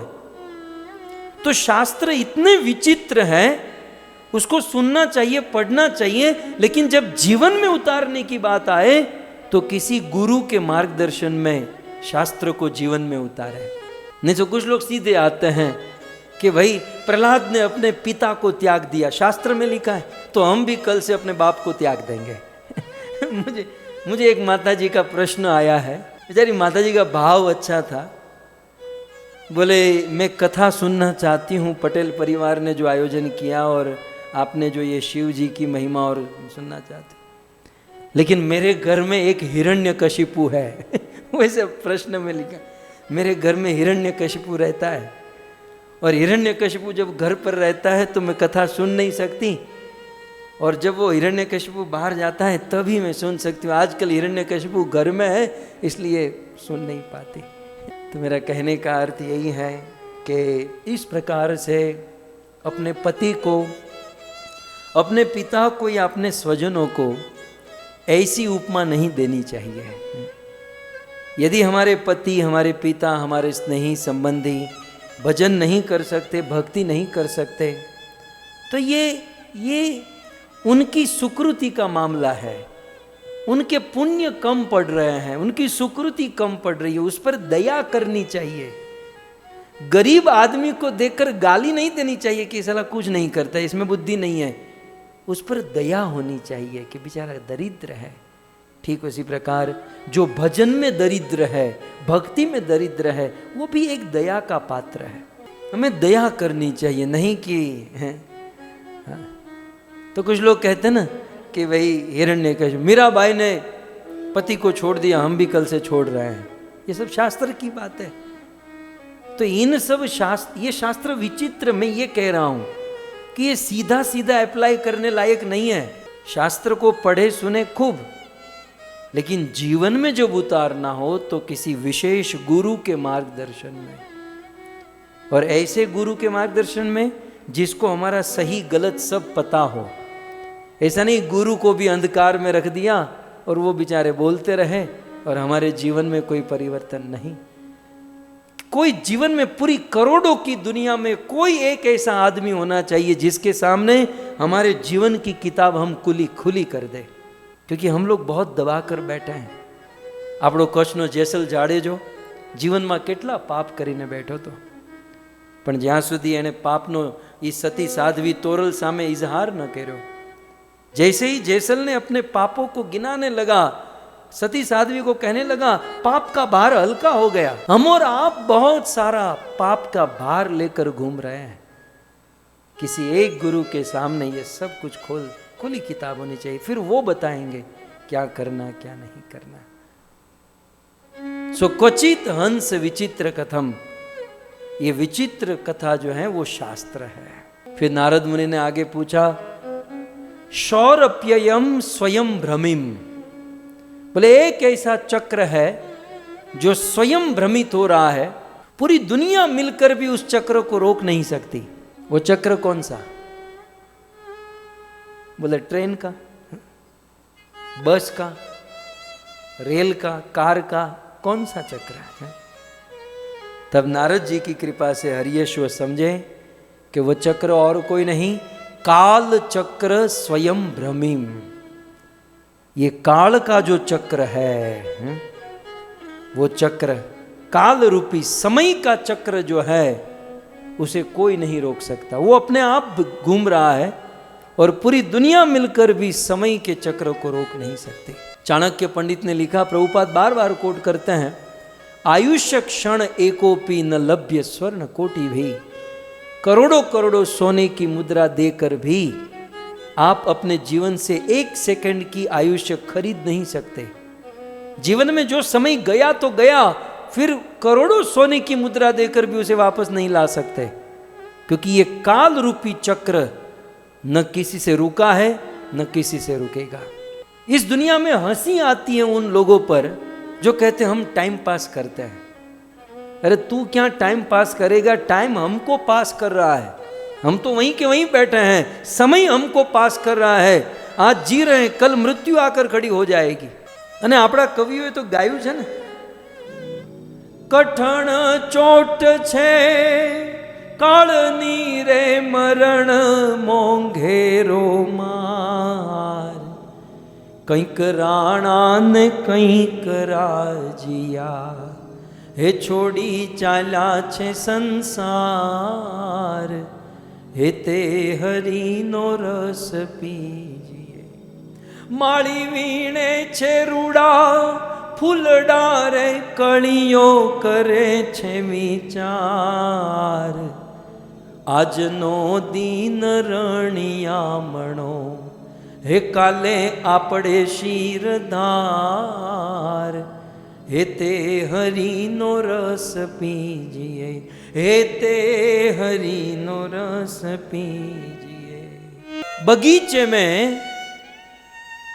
उस बगीचे की रक्षा करने वाला माली जब खिले हुए फूल को तोड़ता है तो वो छोटी छोटी कलियां सोचती हैं कि आज ये फूल टूटा है, कल हम टूटने वाले हैं। आज ये फूल गिरा, कल हमारे मस्तक पर तलवार है। इसे बुद्धिमानी कहते हैं। हमसे जो बड़े थे वो चले गए, हमारे आजू बाजू ऊपर नीचे रहने वाले सब चले गए। हमें भी मन में ये सोचना चाहिए कि हमारा भी जाना अब दूर नहीं है। हम सब लोग काल के मुख में हैं और एक न एक दिन, और वो दिन न जाने कब आएगा। क्षणभंगुर जीवन की कलिकाकल प्रातन जान केले न केली। मृत्यु का कोई भरोसा नहीं। भगवान करे आप खूब जियो, लेकिन आज रात को सोए तो कल सुबह जगेंगे या भी नहीं, इसका कोई भरोसा नहीं है प्रभु। और यदि जीवन चला गया, मौत आ गई, तो सारे मनोरथ धरे के धरे रह जाएंगे, सारी इच्छा यहीं की यहीं रह जाएगी और हम दुनिया को छोड़कर चले जाएंगे। मुझे आपसे इतना ही कहना है, मुझे मेरे प्यारे श्रोताओं को इतना ही कहना है कि मौत कभी भी आए, जीवन ऐसा जिए कि मौत का गम न रहे। मैं साला कभी सोचता हूँ यार अभी मौत आ गई तो क्या होगा। हाँ?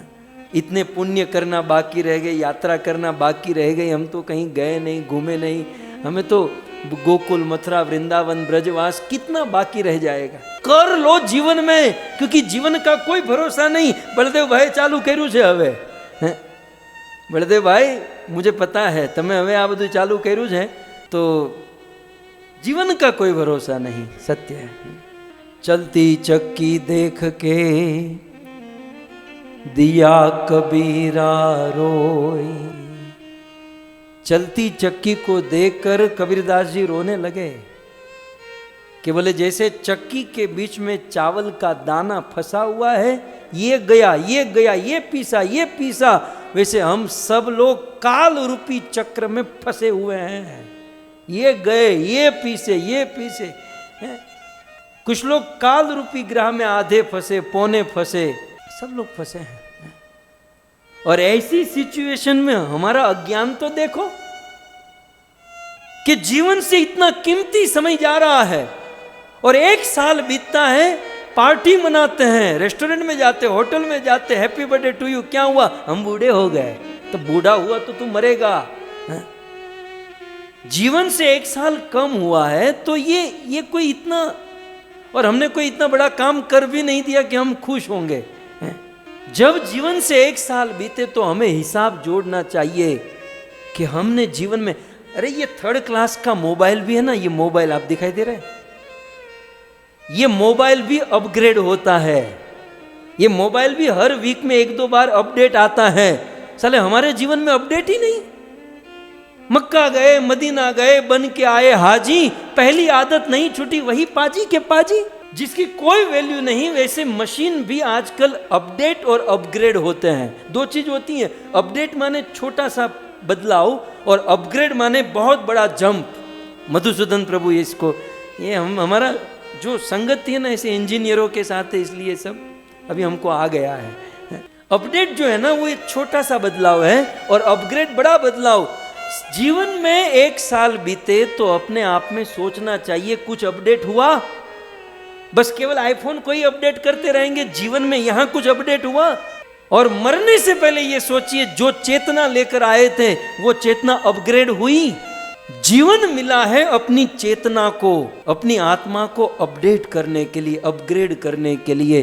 दुख तो ये होता है इतने सज्जन परिवार में जन्म लेकर, ब्राह्मण जैसे पवित्र परिवार में जन्म लेकर आज भी मांस और मदिरा का सेवन करते हैं। कितने दुख की बात है।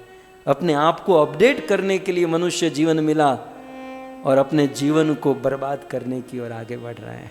मैं नहीं कहता हूं आप कहीं भी रहो, आप कहीं भी जॉब करो, लेकिन अपने आप को सोचो जीवन का ये समय बहुत कीमती है। समय की मर्यादा को समझो। जीवन में सब कुछ मिलेगा, सब कुछ मिलेगा, समय नहीं मिलेगा। मैंने इस संसार को ना थोड़ा सा टाइम लेकर देखा है, थोड़ा सा टाइम मैंने निकाला है। नवरे आदमी हम लोग जब जवान होते ना, जवान, तब जेब में पैसे नहीं होते, अरमान बहुत होते हैं, ये गाड़ी में घूमेंगे, वो गाड़ी में घूमेंगे, ये खाएंगे पिएंगे, लेकिन साले पैसे नहीं।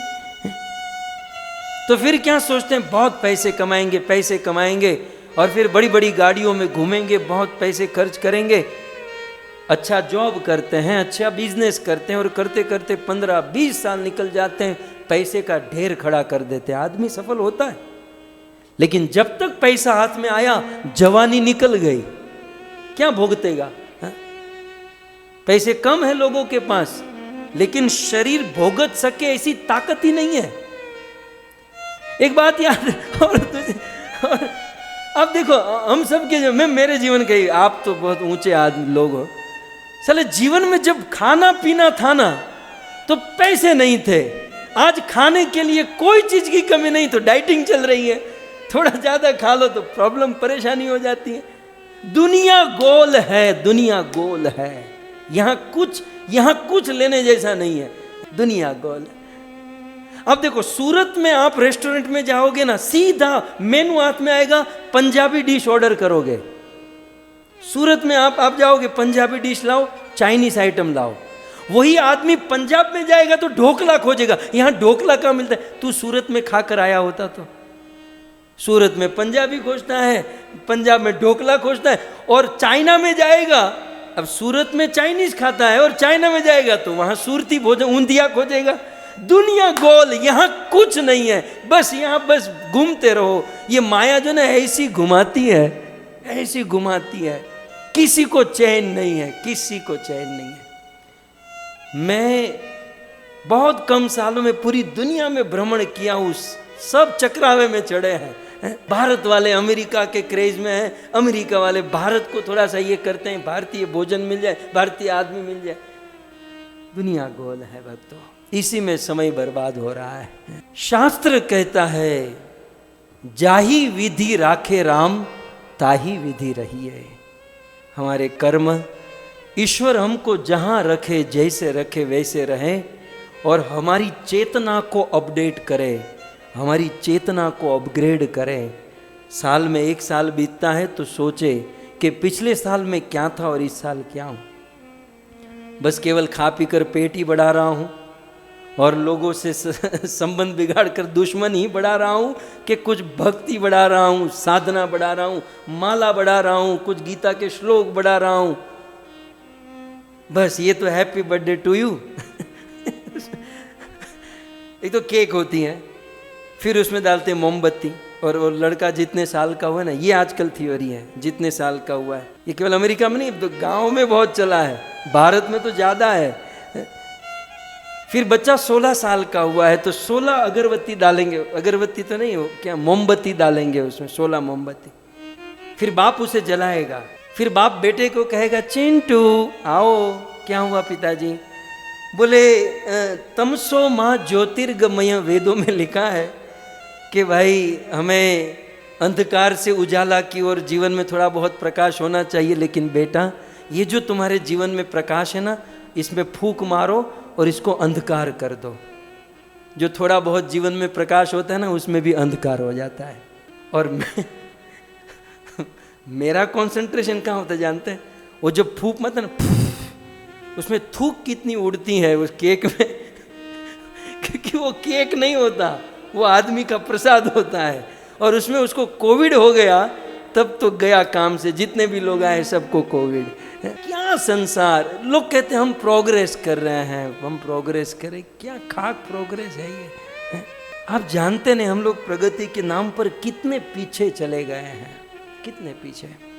यूं ही हम हमारे जीवन की एनर्जी, हमारा समय कितना व्यर्थ ही गवाते हैं।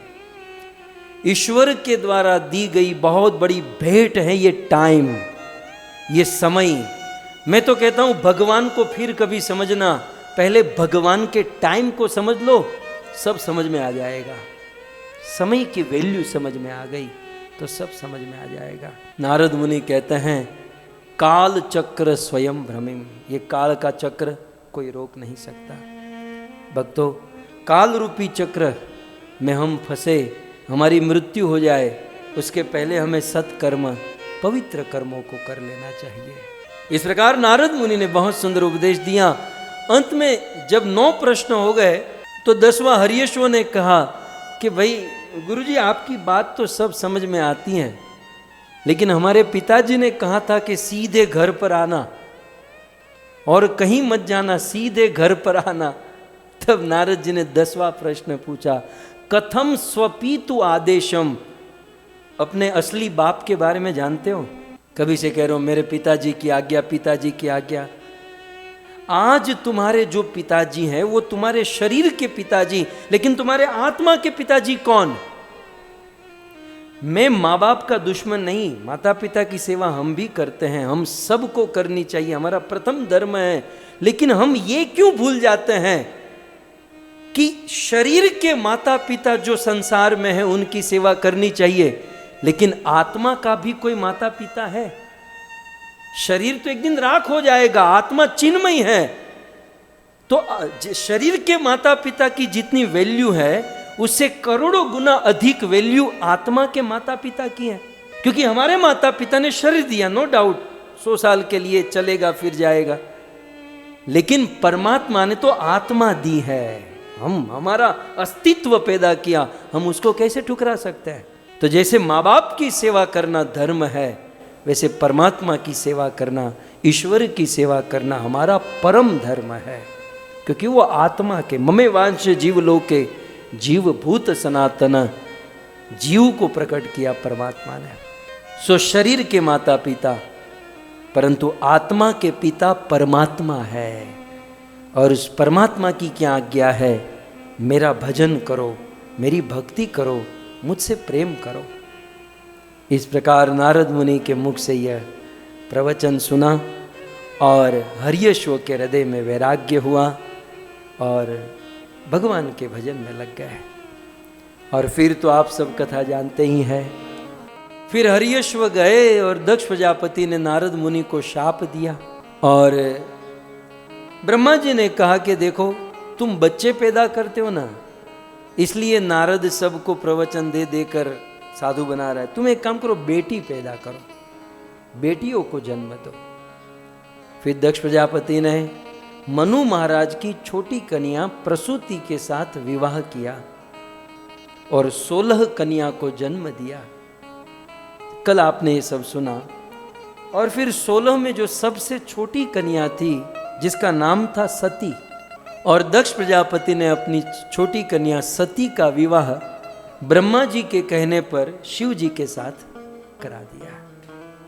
अब उसमें भी कथा मैंने थोड़ी सी कल कही थी कि सती बचपन से ही उनकी रति मति गति महादेव में, शिव जी में लगी हुई थी। नारद जी ने आकर उपदेश दिया और सती ने श्रावण महीने का सोमवार का व्रत रखना प्रारंभ किया।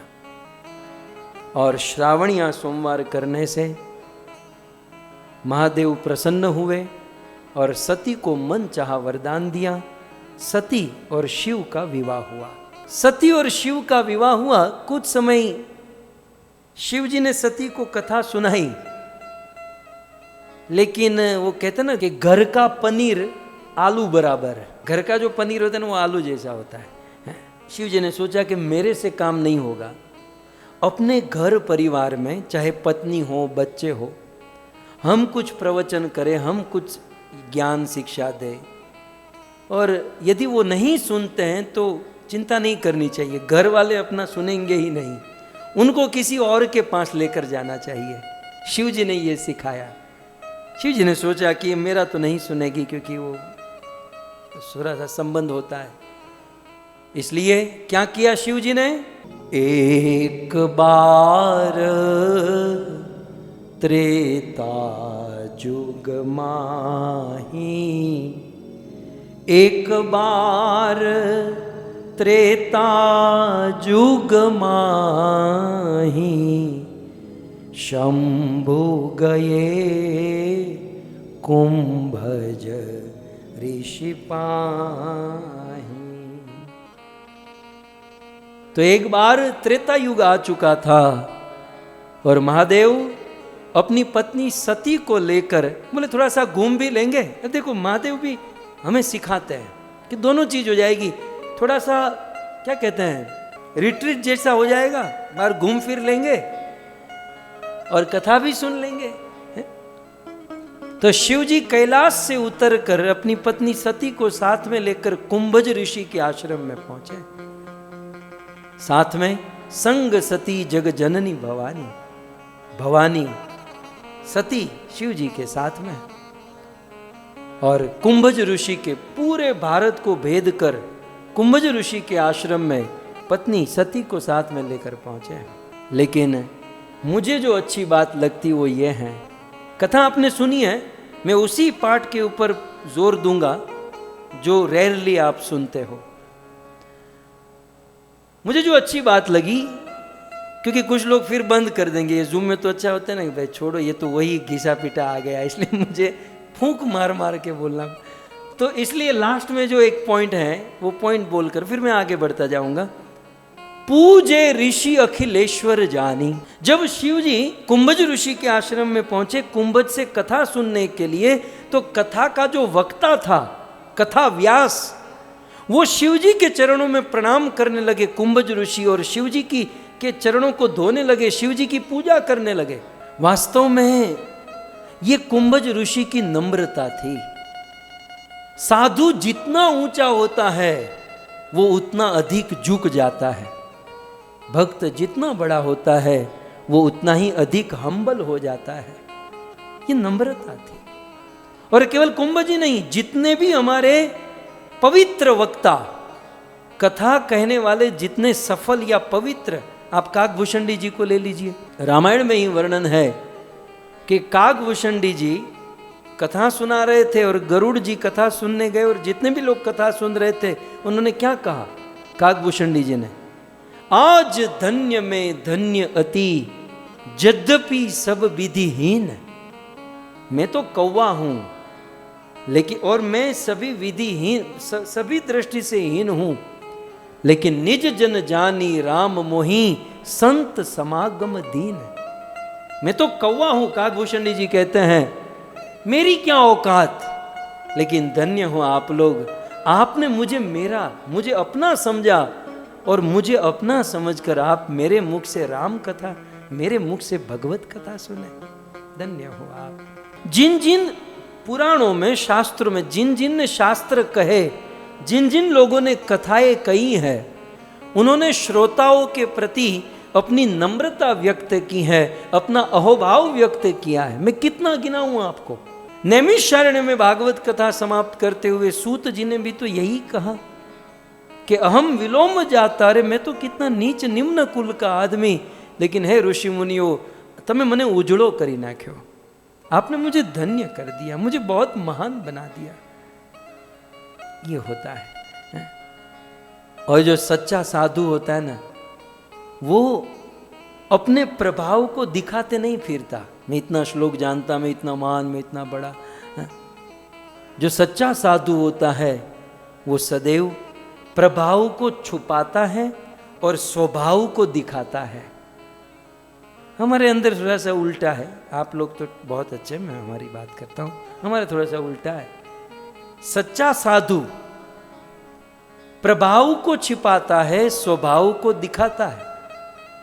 लेकिन जो ठग होता है वो अपने स्वभाव को छिपाएगा, कामी, क्रोधी, झगड़ालू, ये सारा स्वभाव छिपाएगा और प्रभाव प्रकट करेगा, दूसरे पर अपना प्रभाव जमाना चाहेगा। सच्चे लोग ऐसा काम नहीं करते, सच्चे साधु तो नम्र हो जाते हैं। फिर उनका प्रभाव बहुत बहुत समय के बाद समझ में आता है, और जब समझ में आता है तब आदमी झुक जाता है कि ओह, मैं तो क्या सोचा था, ये तो इनको तो मैंने मेरी तरह ही सोचा था, लेकिन ये तो क्या निकला। भगवत गीता 11वां अध्याय याद करो, है?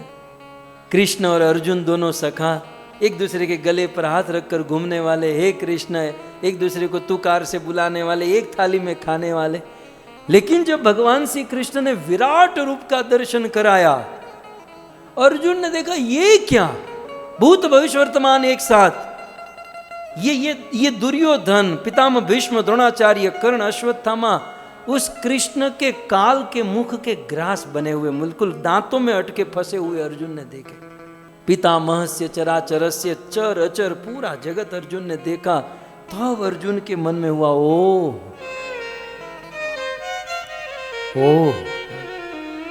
मैं जिसको अपना सखा मानता था, मैं रात दिन जिसके साथ उठते बैठते तुकार से बुलाता था, अरे ये तो भगवान निकला।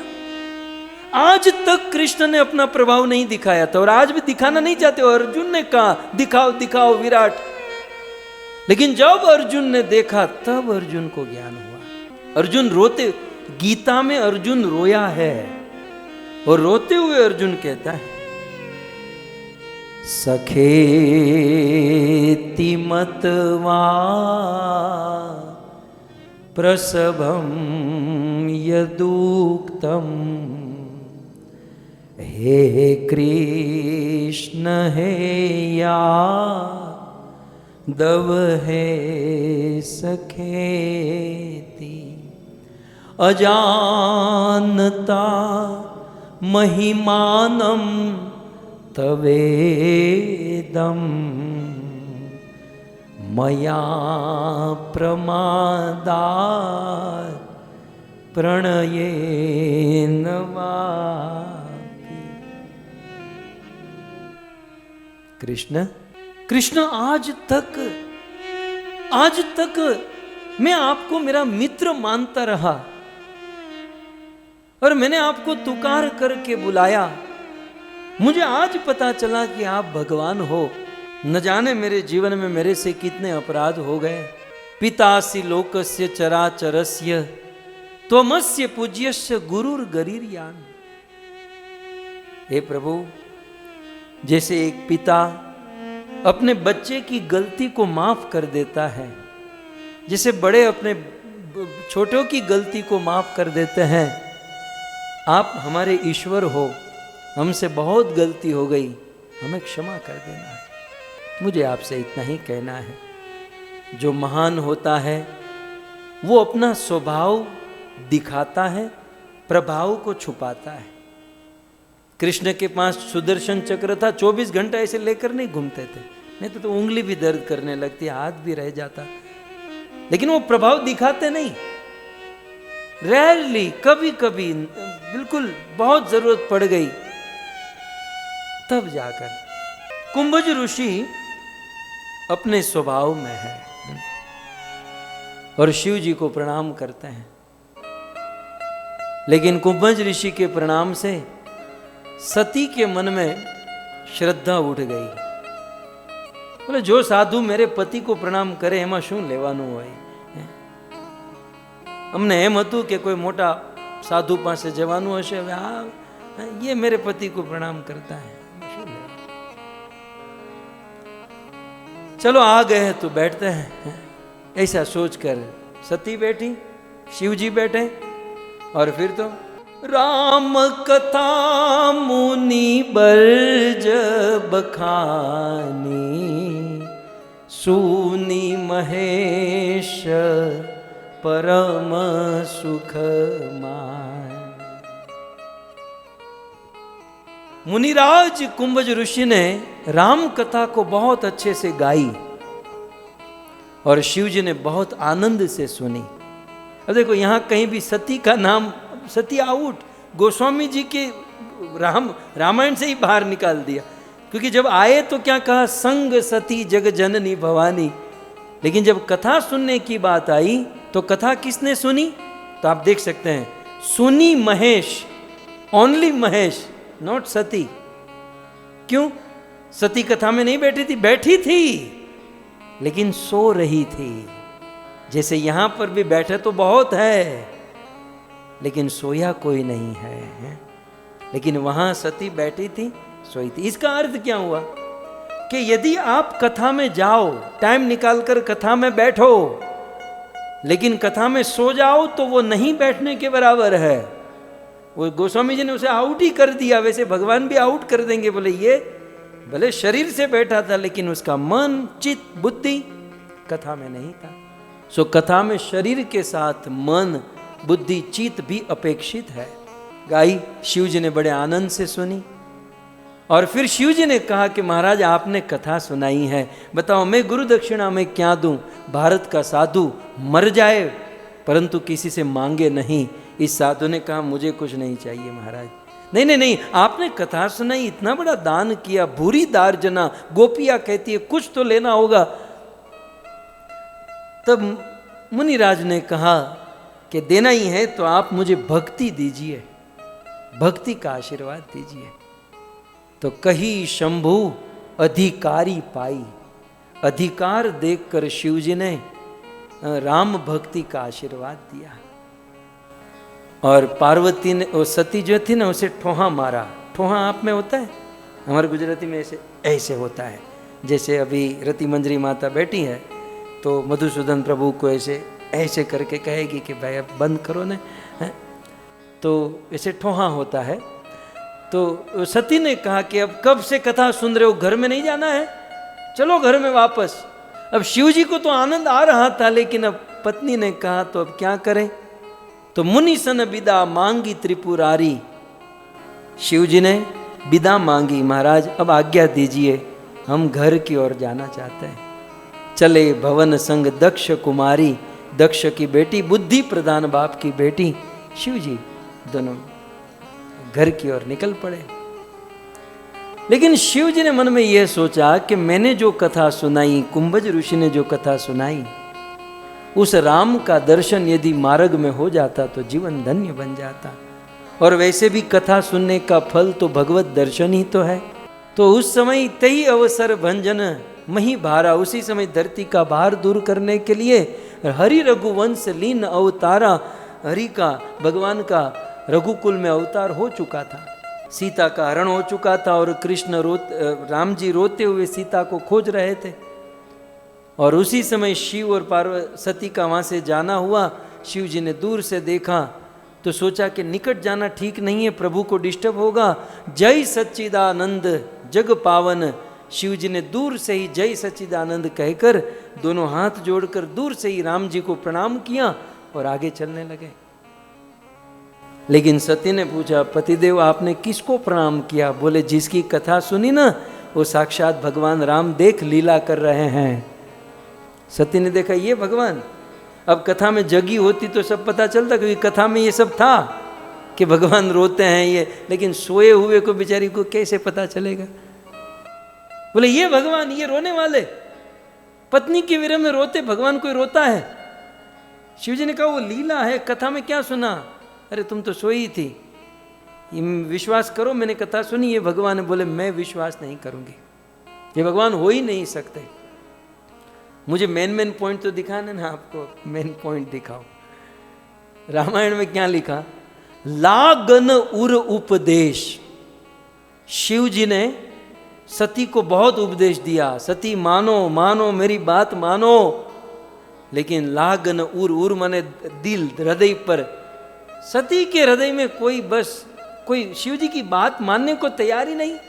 तब बोले बिहसु महेश हरि माया बलु जानी जी। ये हरि की माया कितनी प्रबल है कि साक्षात भगवान सामने हैं। अब देखो सिचुएशन देखो, भगवान सामने है, ईश्वर त्रेता युग, भगवान सामने है और समझाने वाला, प्रवचन करने वाला दुनिया का सबसे बड़ा वक्ता शिव। भगवान सामने है, समझाने वाला शिव, और ऊपर से पति, फिर भी सती नहीं मानी। और हम लोग कलयुग में है, प्रकट रूप से भगवान है भी नहीं, और वो शिव थे, हम जीव, छोटे से जीव है।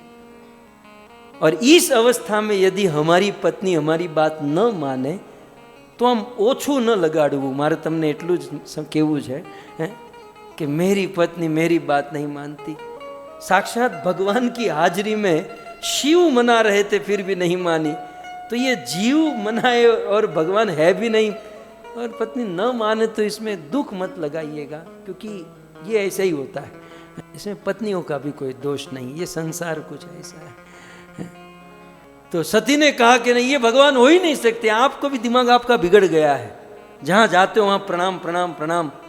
आप है ना, आप अंध श्रद्धालु हो गए हो, जहां देखो वहां प्रणाम करने लगते हो। और यदि ये भगवान है तो मैं परीक्षा लूंगी। वो पाकिट ऐसे टांगती है ना, पाकिट ऐसे रख के निकल गई परीक्षा। शिव जी ने कहा रुक, बोले मैं परीक्षा लेकर आती हूँ। शिव जी ने कहा तो मैं यहाँ बैठा हूँ यहाँ पर, तुम लेकर आओ परीक्षा। और शिव जी मन ही मन में सोचने लगे कि ये मेरी पत्नी है, इनसे मेरा विवाह हुआ, मुझे पाने के लिए इसने कितना तप किया, और ये मेरी बात नहीं मानती है, पत्नी होकर मेरी बात नहीं मानती है। शिव जी ने भी मन में थोड़ा सा तो होता ही है ना, महाराज आदमी है कि मेरी बात नहीं मानती।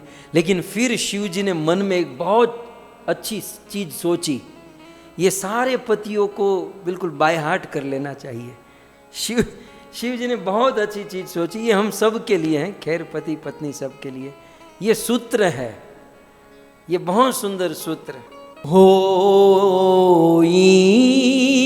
सोई जो राम रचि राखा,